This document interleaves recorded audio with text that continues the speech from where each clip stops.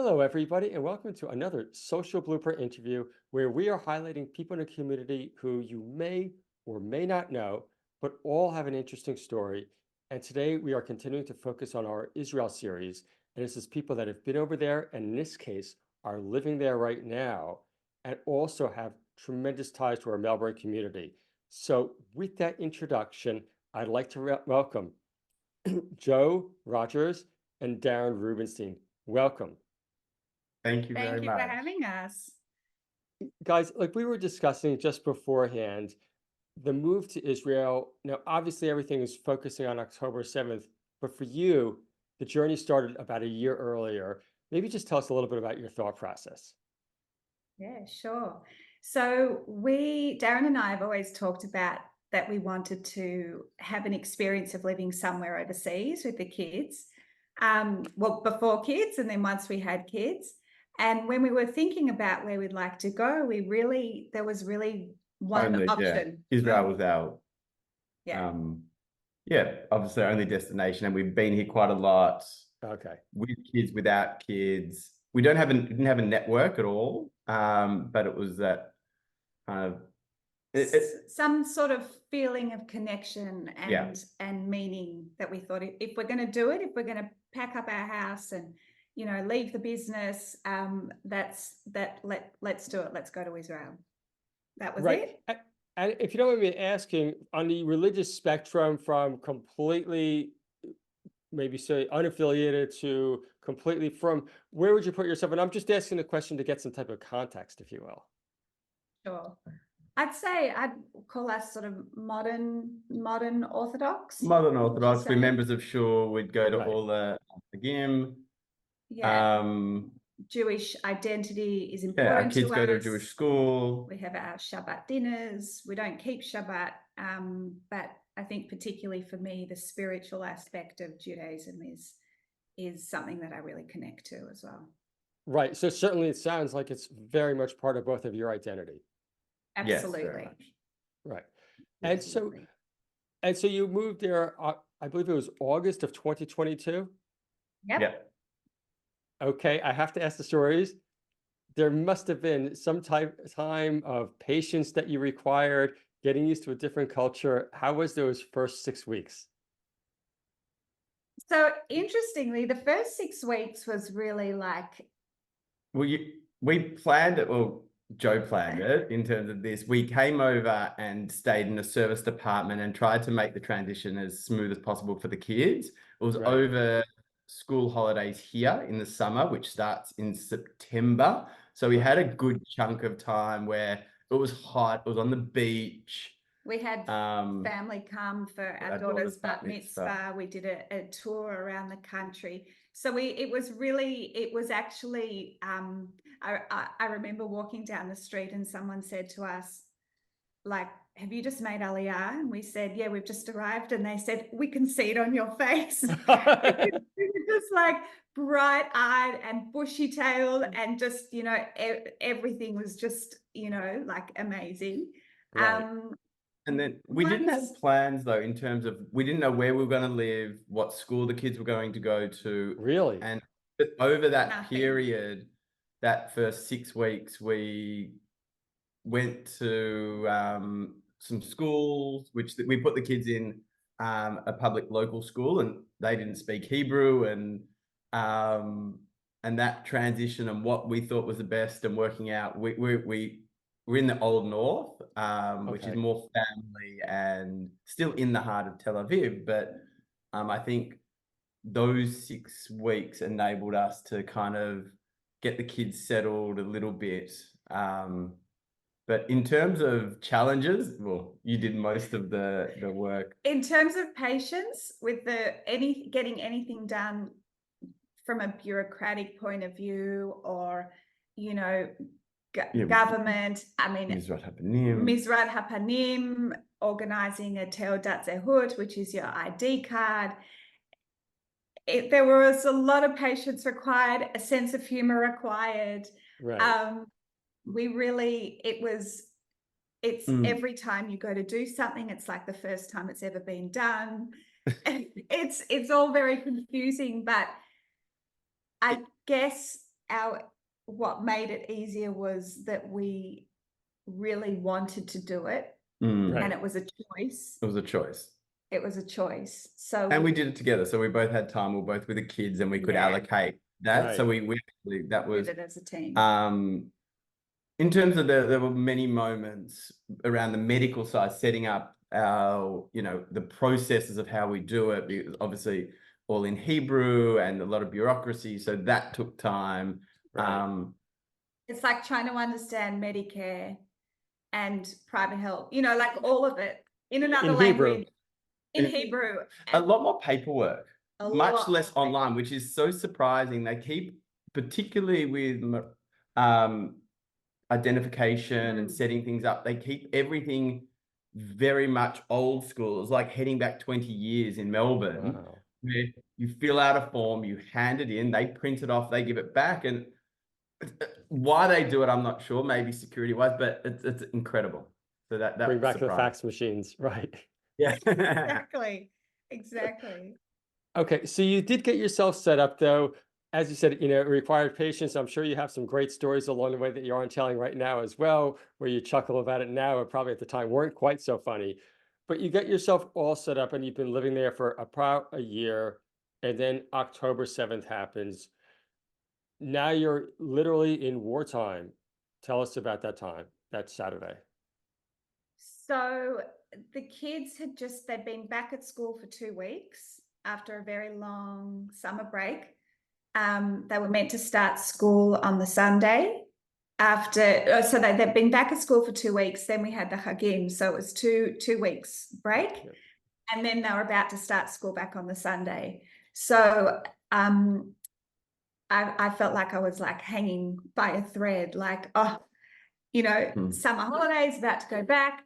Right. And then 6:30 a.m. that Saturday morning, woken up with the sirens, jumped out of bed, collected the kids. We'd had quite a few sirens leading up to that. So it wasn't our first. Wasn't our first. So even the first Right. few, when we landed in Israel, there were sirens, and there'd been quite a lot. And so the process of going in, we had a mamad, which is the bomb shelter in our apartment.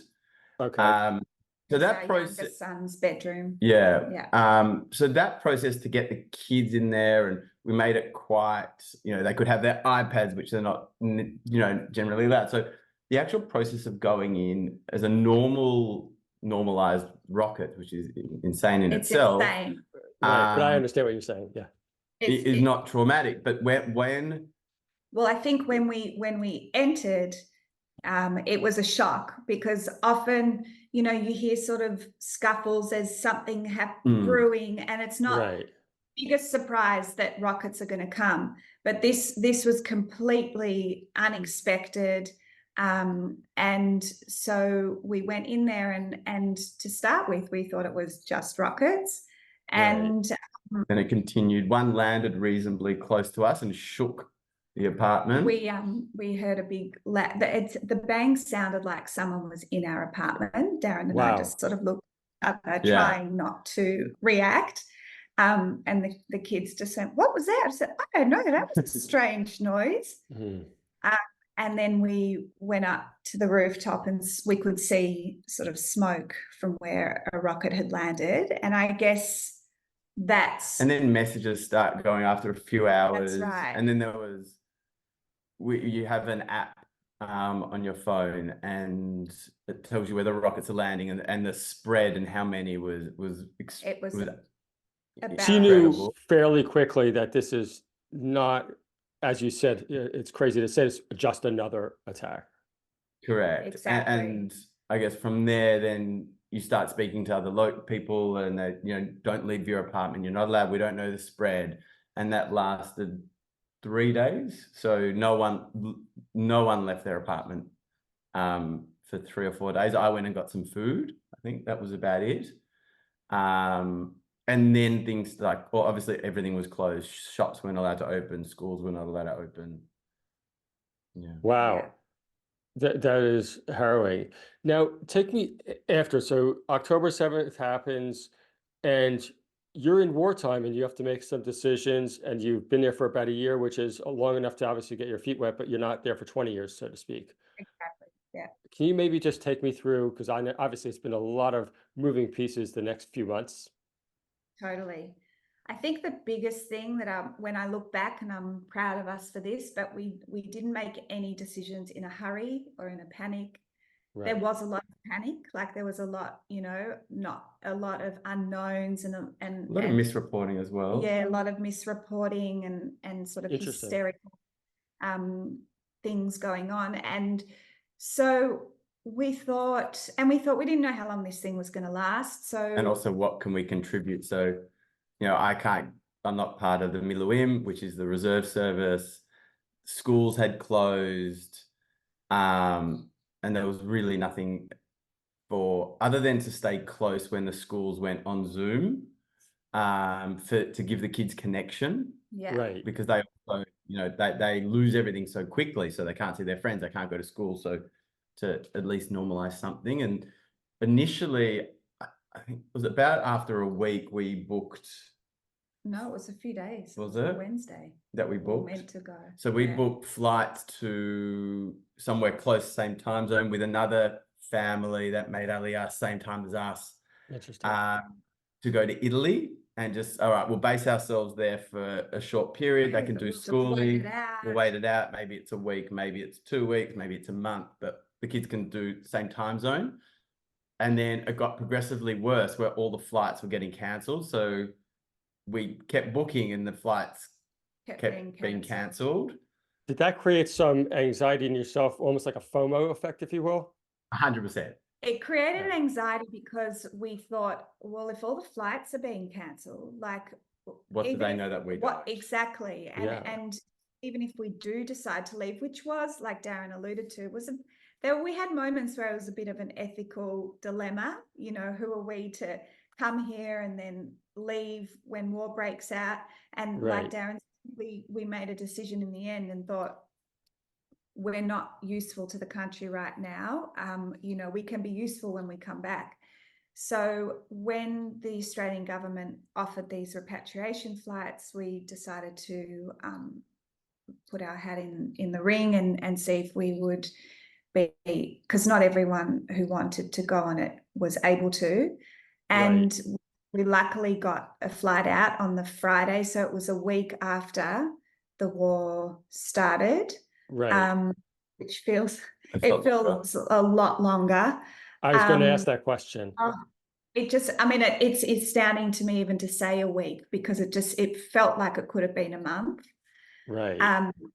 And although we didn't do things in a panic, in a hurry, it still felt, it had this kind of feeling of like urgency, because we didn't know whether, if things were going to start from the north, maybe this was our window. And then we thought, well, even something simple, well, how do we get to the airport? We haven't left our apartment. Like, this is scary. How do we take the kids and get to the airport? And what happens if, a rocket on the way? So it was definitely. It wasn't an easy decision, but in the end, it felt like the right decision. Yeah. So we left on the Friday, went to London. We spent nearly a month in London. Yep. A month. Hoping, just under a month, to keep the kids in their school, and they were all online. And so they do early morning Zoom, and then, hopefully fly back when it was all settled. But that obviously didn't eventuate so quickly. But it's interesting. But London, at least I suppose, is a few hour time zone difference versus, say, Australia, which is really, let's face it, it could be 8, 9, 10 hours depending on the time of year and so forth and so on. Yeah, and time zone that didn't make it possible. That's right. Initially, we flew into London, which was not the greatest initial experience for a Jewish family from Israel, with the really vile protests. And that's what I wanted to ask you about. I'm so curious. That was really intense. So it was, did you feel unsafe? we in felt when we went into Yeah. we didn't know there was a big protest on in the city near Oxford Street, and that we did, and we ended up turning around and getting out, and another time we're on the bus, and there was some very strong anti-Semitic comments, but I think that we certainly didn't feel like we wanted to wear our Magen Davids around, like on the trains, you know, when you're on a train and you're seeing lots of people with their flags and they're about to hop off at, you know, a stop to, you know, to join the protest. It definitely felt uncomfortable. It definitely felt uncomfortable, and we were, you know, invited to a lovely family's home for Shabbat lunch that we'd never met, but someone connected us, which was really lovely. And she said to us, you know, don't talk about anything in the taxi on the way back. So it was a very real, palpable feeling, and that was only a week after the war started. So that's before, viewers notice, before any activities by the IDF. Yeah. Yeah, it was. Just before. And it was not too dissimilar to how these protests are playing out now. I mean, we were hearing chants of, you know, October 7th was just the beginning. We need to finish this off.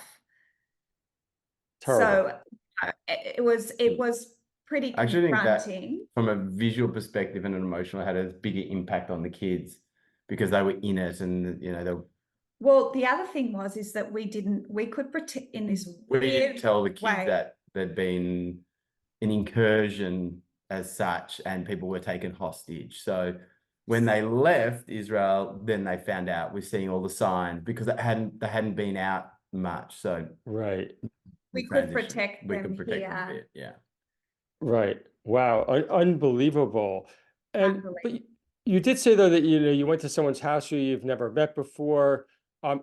Were there some acts of maybe of kindness that you just kind of sliding door moments? I actually get goosebumps when I think about it. So when we arrived at Ben Gurion Airport, I remember Darren saying, "This is like this.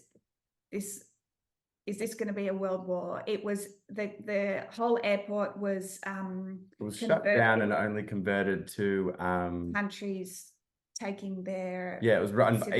Each country had their own section. So it was Argentinian, American, Australian, and then they had dignitaries and military in each spot. So getting people out. There were no domestic flights anymore. So we came and we went to the desk with the Australian flag, and we were one of the first people there. So, and there was a lot of media there, and they came up and said, "Well, can we interview you?" And after I said yes, which I said no. It's very unlike me. It was very raw. I was crying, you know, on TV. The third journalist is this gorgeous lady from Channel 7, and she said, "Where are you?" She was very touched by our story, and she said, "Where are you staying when you go to London?" And we said, "We've got no idea. We've got a friend who's trying to organise a hotel for a few nights for us, but other than that, we've got no idea." And she said, "Take my apartment. Like, I'm going to be in Israel until, not Jewish, I'm going to be in Israel covering the war.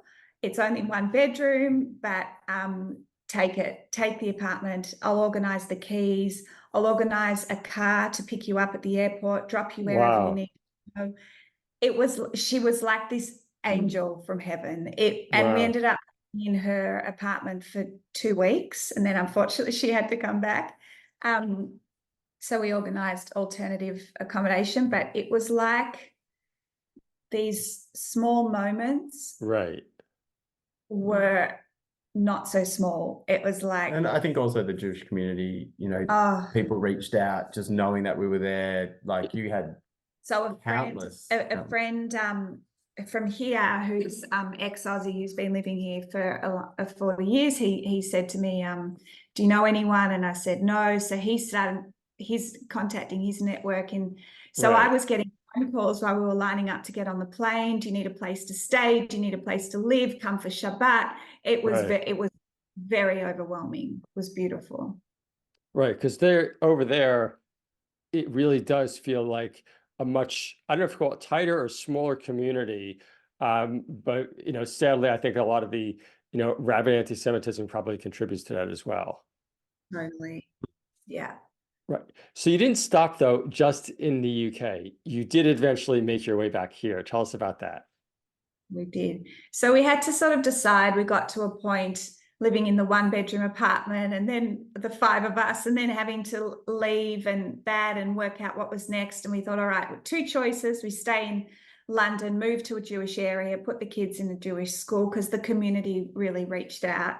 Right. Or we come back to Melbourne. And the kids said to us, we don't want to be new kids again. We want to go back.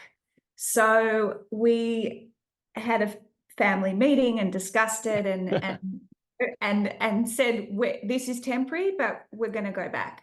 So that's what we did. We hopped on a plane and came back to Melbourne, to the beautiful embrace of our family and community. And it was actually just what we needed. It's amazing.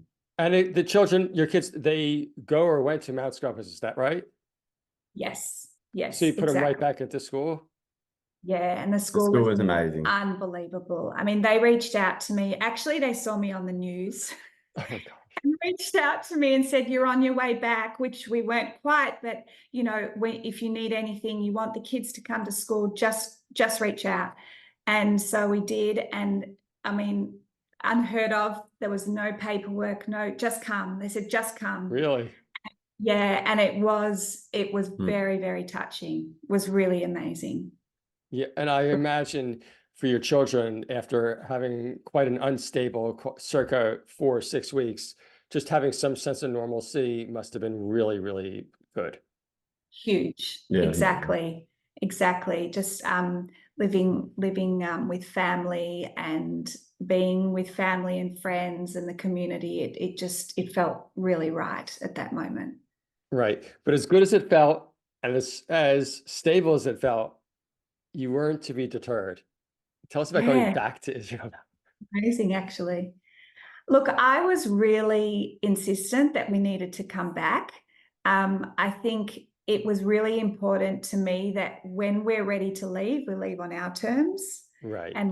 And not out of fear or anything else. I also felt, from a trauma perspective for the kids, it was really important to come back and see their friends and know everybody was safe.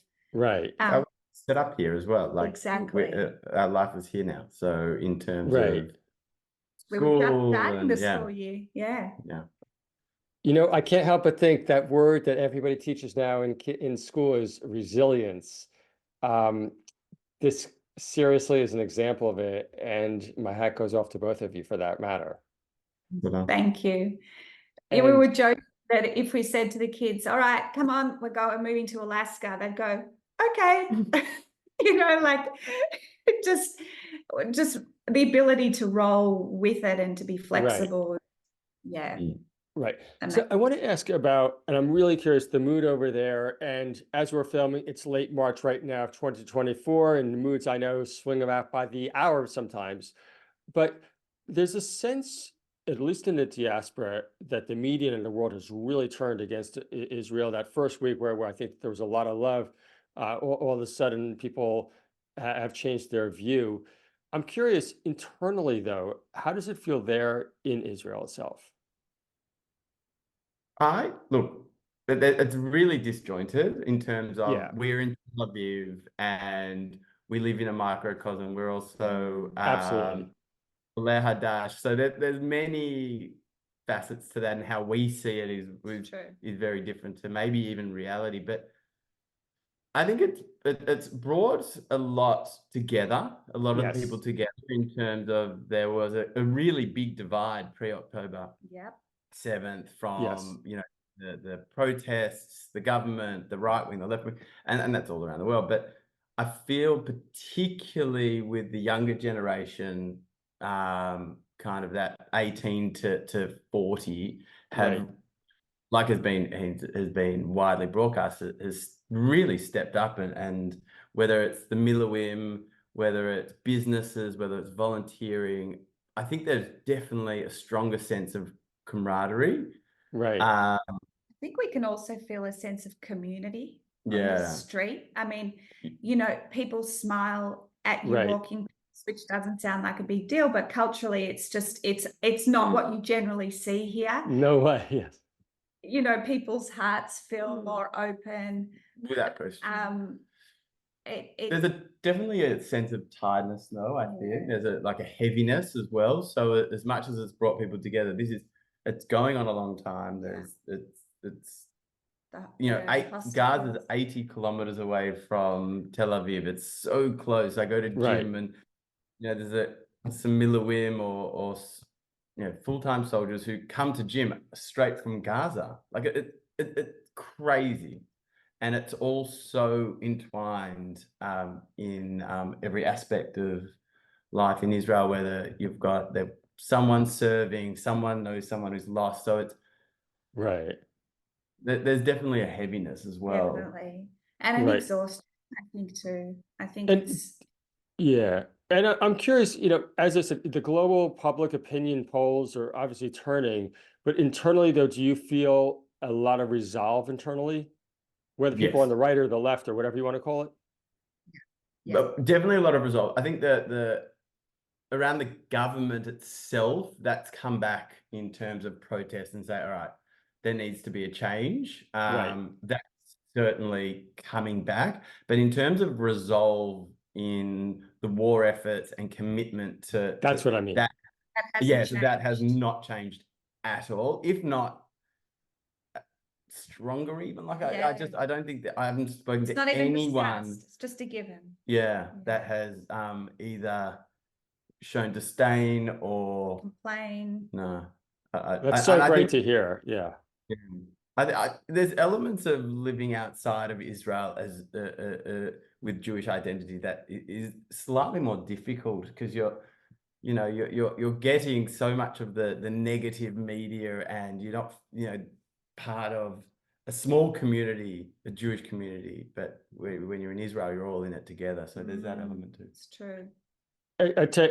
I can't tell you how happy that makes me hear, because sometimes it does feel like we're, quote unquote, losing the battle of reputation, but clearly it is not that case.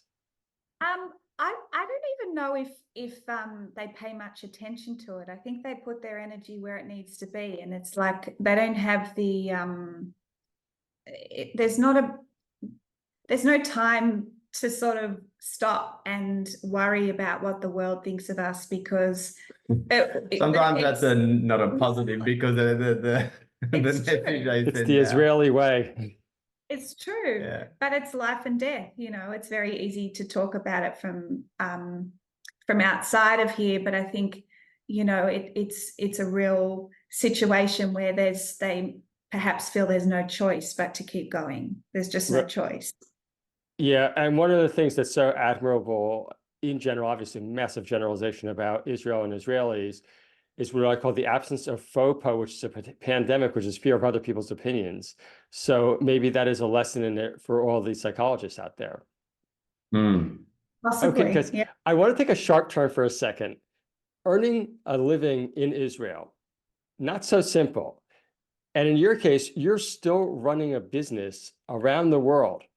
Tell us about that, and how's that going?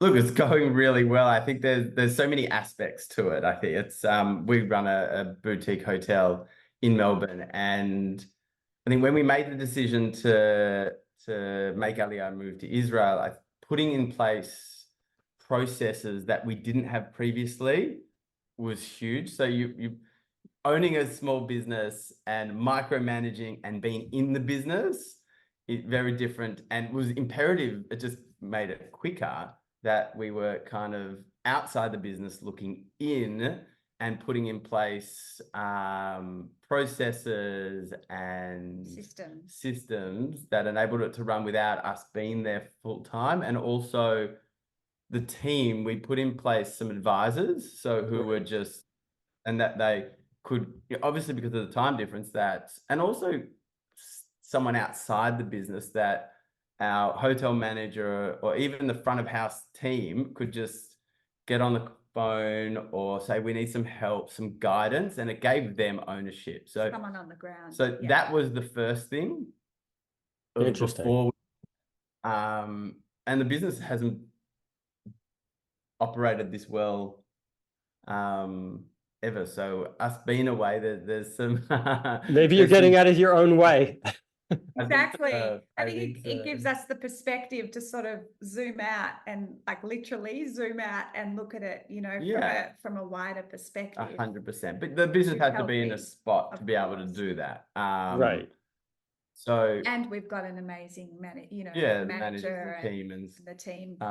And then being here, it's just early morning meetings a few days a week, which works great. You know, whether it's 5 or 6 a.m., a few hours, and then gives time. So there's very little now with what we're on Zoom or Teams or whatever it looks like that you can't do, whether it's, you know, HR, payment runs, all that. It's everything's so flexible. Wow. The benefit of earning money in Australia and bringing it over here is obviously we're very grateful for that. I mean, fortunate. it enables us to be here, you know, to be able to set it up like this. So we're grateful for that. Right. Otherwise, our Hebrew might become a bit of an issue if we were looking for employment here. Right. Wow. That in itself is such a lesson. And as you said, Darren, it's probably, you do need a little bit of luck as well, probably where your business was at that stage. If it was back 2018, 2017, maybe it wouldn't have worked out quite as smoothly. You probably made some mistakes already. So all good. Well, we have to wrap it up now because we want to keep it fairly short. But thank you so much. It's so amazing to hear your perspective. And it's also especially because you're Australian, you've been there for a relatively short amount of time, so you can really relate to both sides of it there. Any closing remarks for people?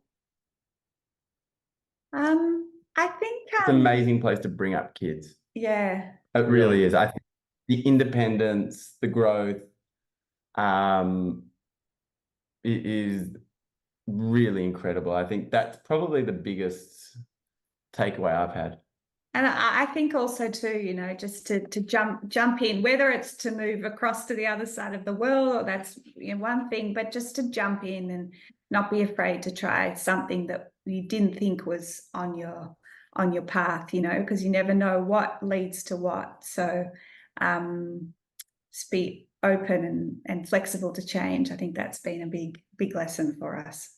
Well, that's great to hear. And I've taken so much from this, especially just that feeling of Israeli resolve, resilience, and that we will win at the end of the day. Absolutely. Definitely.